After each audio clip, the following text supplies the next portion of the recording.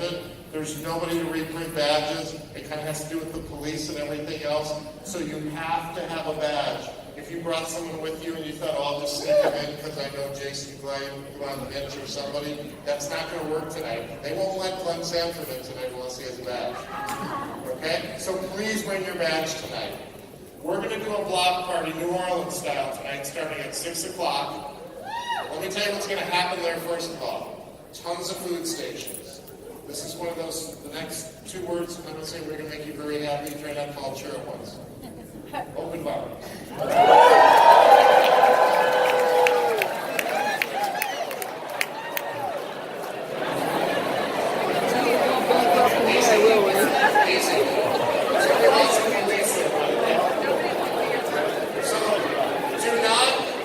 Do not bring your drink tickets tonight. We're not taking them. But if you don't have a badge, what happens? You don't get in. You have to have a badge. Okay? We're going to have food stations, open bar, floats, things to wear, things to eat, things to do. And it's going to be awesome. Let me tell you, I hear it might be drizzling, maybe raining a little bit. It's okay. First of all, I'm from Seattle. We laugh at the rain. We laugh. We're like, come on, do your best to us. We're going to have tents as well. There's also an inside area. But come dressed for the weather. If you think it's sprinkling a little, you're still going to want to go to this thing because there's a open bar. And there's a lot of other great activities. Think about it, open bar also means water, soda, all those things. Or not. Okay? We spent thousands of dollars on this graphic, so we're going to leave it up here for a long time. So okay? Because there are 2,000 of us here, we're staying at least 5 hotels, a number of Airbnbs. I've seen it all on Workplace. You people are staying in condos, Airbnbs, RVs, you're staying, Sandra looks farther away, you're probably staying, I don't want to know what's going on. You're all staying everywhere. But it's really close. It's called Fulton Alley. If you ask anybody right here, it's kind of between the Harris Hotel and Gordon Biersch, the restaurant. You can't miss it. Look for the tents, look for the floats, look for the... Isn't that where we were, in that alley? And it's going to happen from 6 to 8 o'clock tonight. And why is it happening from 6 to 8? Because we know some of you might want to go to a restaurant afterwards or go explore New Orleans. So we're going to have lots of fun. We hope you stay till the end of it because it's not just like some little food things. It's like cool food. In fact, what we've been told about New Orleans is the only time they tell us they've done something like this in Fulton Alley has been for like New Orleans kind of community city events. Supposedly we're the first outside group to try this. So. Okay, I don't like to speak out of turn here. There's a lot of people from Tableau, huge conference, under 20,000 people. They're not invited to screw up. It's just not a party. But you have to have, and there will be a, and then light, rain. We don't care about the rain. All right. Are we going to see you there tonight? Not as often. I cannot wait. We'll take pictures. We'll have tons of fun. All right. Next up, we are so fortunate as this company grows. We know there's places we need to be and things we need to be involved in and work on your behalf. And the industry, which means a lot of different things, is a huge part of that. We need to understand what our competitors are doing. We need to understand what vendors are doing. Can we engage better with NAR and your local state associations? And so that's why we have a guy that knows how to do that is out there working every day for all of you. So please join me in welcoming Cameron Paine.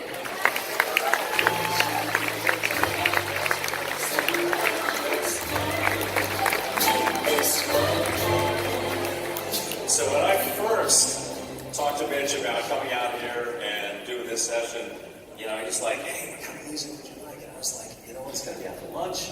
We should do something really kind of upbeat and energetic and maybe a little edgy, like, I don't know, maybe Thunder Road, right? Maybe gives me Diana Ross. But that's okay. because it's really about the message. And the message that Diane is singing about, reach out and touch somebody's hand. Who can tell me what she says right after that?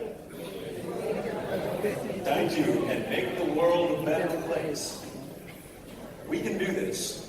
And I'm going to ask you, for the next 15 minutes, to suspend what you think you already know about the MLS industry.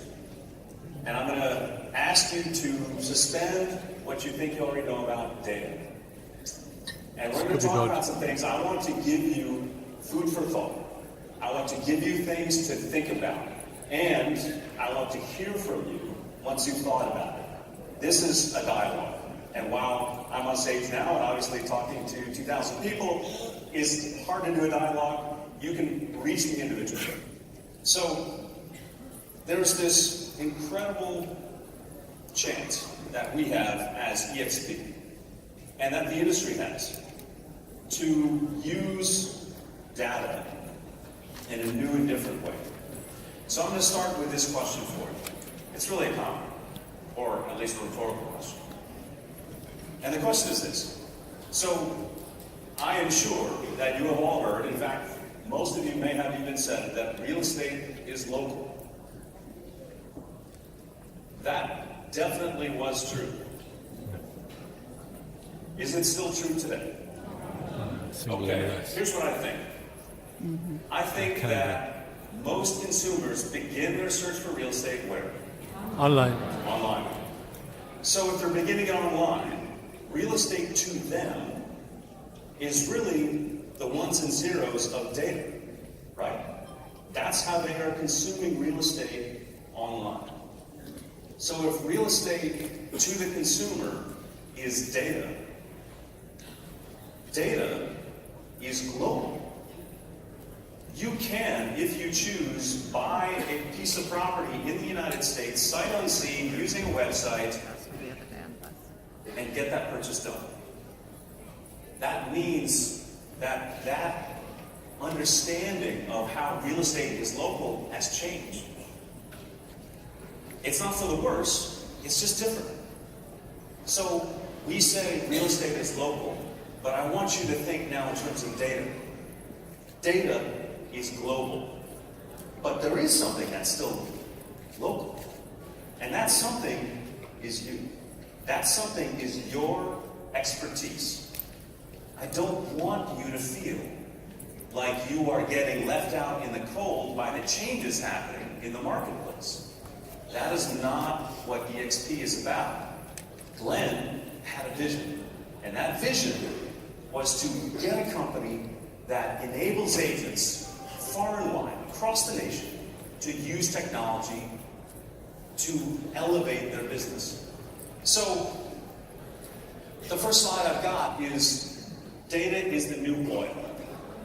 I didn't make this up. This was actually an article in The Economist. I think it was the front page. So what does this mean? Data is the new oil. Well, it seems absurd on the face of it, right? You can't run a company with data. You can't run a car with data. Can you? Sure you can. Not today's car, unless you have a Tesla. So that's really what this is about. This is about changing your understanding of what you're looking at. Changing your understanding that what we have today maybe isn't what we should be chasing. Maybe we need to be chasing something out into the future.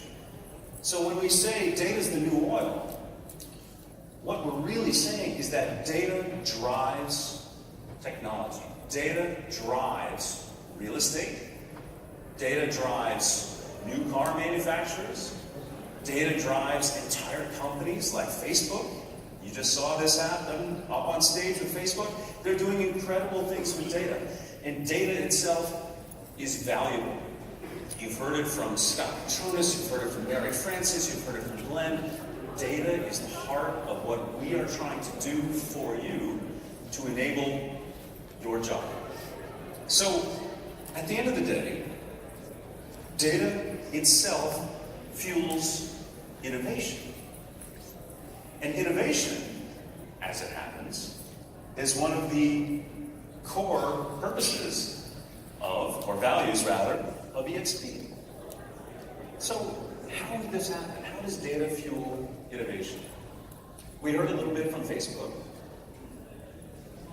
We have Microsoft, Amazon, Uber up there. Let me talk about Uber real quick. So we all heard about the Uberification of real estate. It's not new, this concept of personalized service. But what Uber has done a really good job at is continuing to pull in data points that may have nothing at all to do with what they're doing.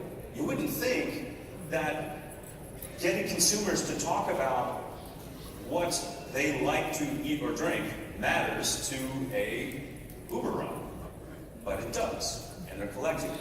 You wouldn't think that knowing what someone likes to view on Facebook matters to another company, but it does. And that's the connections that we're building throughout eXp. So when we talk about data, I want you to think about the data you know already. So the data in the MLS system. All of you are subscribers to an MLS. Is that a valuable experience for you? Of course. The MLS is the lifeblood of the data that all of us use. But there's a problem.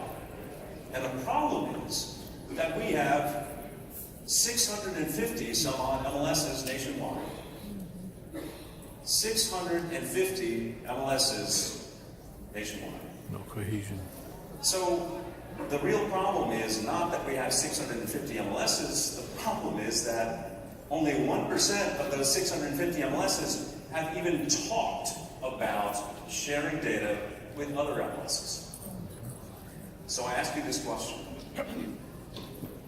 Is it a problem that the consumer can today come to the table with more information and a more comprehensive idea of what's for sale than you can as the professional? Big problem. Yep. Of course it is. Of course it is, right? Now, we need to connect that to action. And what I mean by that is we all agree that, yes, it's a problem. But when it comes to the nitty-gritty local idea that, hey, my local MLS is my local MLS. I don't want to work with that MLS because we don't want those people over here or something along those lines, right? We need to connect those points because if the MLSs aren't collaborating, then you're not getting the data you need. And that's not good. So, this is where I make the ask. And the ask is that each of you, if you're involved already at the association level, if you're involved at the MLS level in terms of leadership or volunteering, I want you to start the conversation. And this is the conversation I want you to start. Start with the question I just gave you. Is it okay that the consumer comes to the table with more information than what I can get from my MLS? And when I say more information, I want to be clear. If I'm a consumer and I'm looking at Zillow, Zillow has no barriers between their MLS data. You can search seamlessly across multiple MLSs. A consumer cannot do that today, and you cannot do that today using your MLS data. But you're supposed to be the professionals. So clearly this is broken, but that's okay. We have an opportunity. We have an opportunity as eXp. We have an opportunity as individuals to fix this. Now, the real estate industry is a really, really, really big ship. You've heard the phrase, it's really hard to turn a battleship or an aircraft carrier. Yes, it is. But you know what? If you nudge it in the right direction right now, that pays dividends far down the road. And that's partly why I'm here at eXp. And that's partly why I need your help. Because on the retail level, when you're talking to your local associations or your local MLSs, this is something that no amount of manpower, frankly, at eXp could possibly do. I'm happy to help wherever I can. But this is your thing. So I think you can do it, And at the end of the day, for me, we have to do it. Because it's innovation that is fed by data that fuels eXp. You joined eXp because you're doing something different. You were open to that idea of, hey, yeah, this is kind of a startup company, startup mentality, but you saw Glenn's vision and you jumped on it because it made a lot of sense to you. I hope what I'm talking about makes sense to you as well. Because for me, when I see the problems we have with data, if we don't solve them now, then they only get bigger over time. So, to sum up, we've got data, and we've got data, and we've got more data, and why we need it, right? Those are the things we need to talk about. So, what I would really like you to do is, again, reach out to your associations, reach out to your MLS. If you're not involved, get involved. Because this is not going to happen without involvement. This is not going to happen without the discussion being started. And I will tell you that you are up against many hurdles. Please do not get discouraged. I know what I'm talking about because I ran an MLS for 11 years. Now, I would like to think that the MLS I ran was a very progressive one. We were open-minded to the idea of the brokers owning their own data, and we provided data to the brokerage as they should.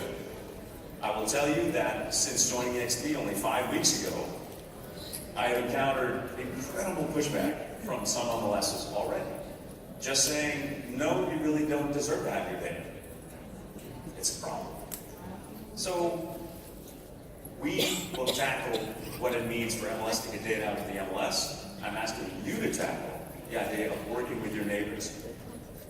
Isn't that, after all, the core purpose of the MLS? The core purpose of the MLS is to provide a basis for the offer of cooperation and compensation. It doesn't say only within this narrow boundary, right? It doesn't say only within this state. Your license may only say the state. That doesn't mean you can't make an accurate referral. If you're working with a client for 20 years and they want help because they're moving to another state, it makes sense to me that you can at least sit with them online and say, well, I know your taste, I know your family, I know whatever your circumstance is, and you can help them look.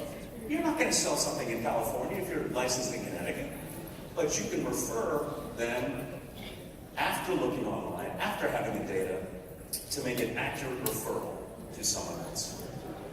This is about ensuring that we, you, as agents, have the future where you are at the center of the transaction, that you have the ability to have that information, that critical data that you need to be the professional. Because if you don't have that data, then the consumer, and I'm sure you have already begun to hear this, the consumer begins to ask, why do I need an agent? Right? That's problematic. So, we are doing whatever we can at eXp. We are doing some really great things. We're going to keep you out in front of every other brokerage in the country. And there we go.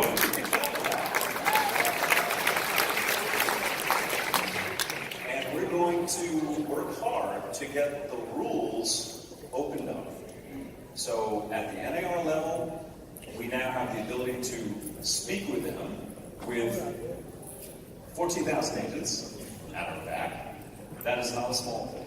That is an awesome, awesome thing. So you guys made this happen. And as we progress, as we improve, as we change, all of you are there for it. So I want you to have a wonderful time tonight. Now I know how to get cheap applause, which is just to say, what do we have tonight? Free drinks! So thank you so much. Enjoy yourselves. I really hope you had a great convention. And I will see you at the party tonight.